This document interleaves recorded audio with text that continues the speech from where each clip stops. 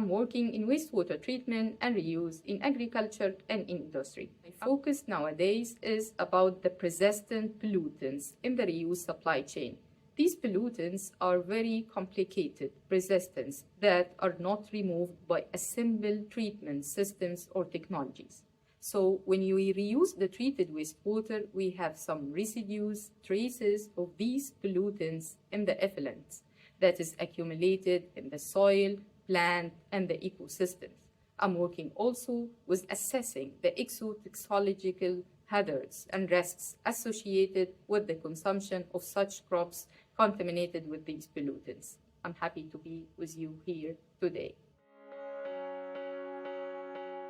I have always believed that every ending could be a new beginning, nothing truly wasted.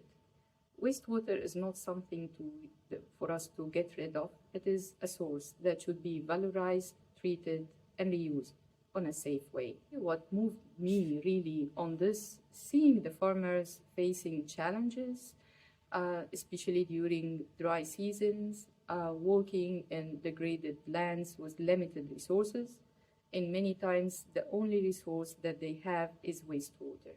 They don't see pollutants, they see a source that helps them to really keep their crops alive and accordingly survive. Treating the wastewater and reusing it again in agriculture is not a luxury, it is a basic need.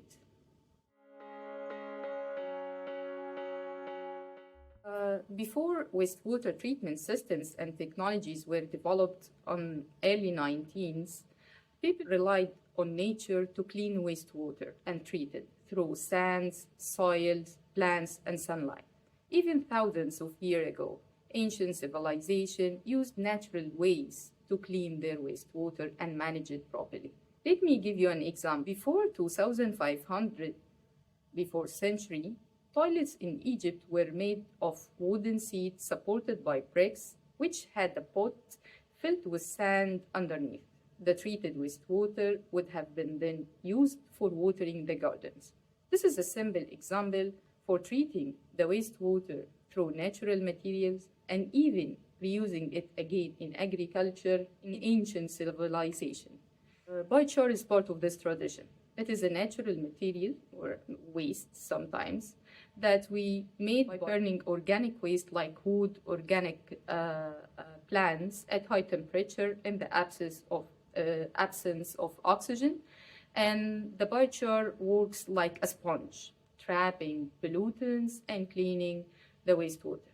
So actually what we are doing today, that we are just back to nature, but with better skills, tools, and knowledge.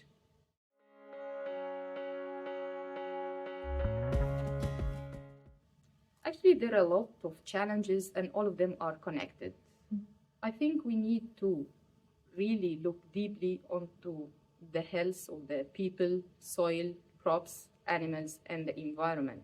Also, we are facing technical issues like matching the quality and the quantity of treated wastewater within the agriculture demands. And we cannot deny the social challenges that come with the culture and public acceptance of reuse from the local communities.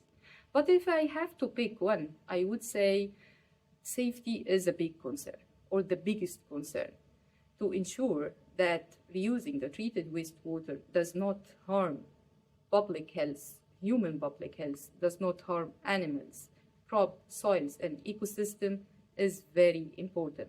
Especially when you speak nowadays a lot about circularity and reuse. We have to work to avoid creating another new problem of spreading persistent pollutants in the environment like the organic micropollutants.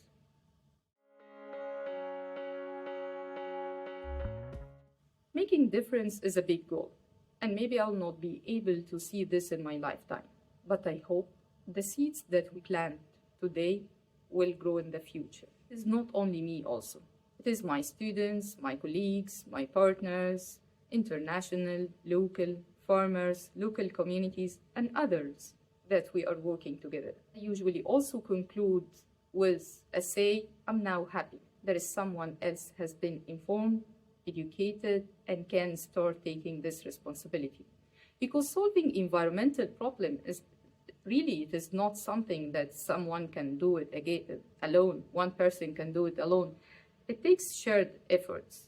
And to be honest, I would love to leave this world with something of my work continues, something that brings and lasts real benefits to people and future generations, a real impact that helps to build safer, healthier, and more sustainable and inclusive communities. Work hard, be humble and willingness to learn. Be persistent, be patient, and most importantly, respect the local knowledge and practices. Solving environmental problems take time and teamwork.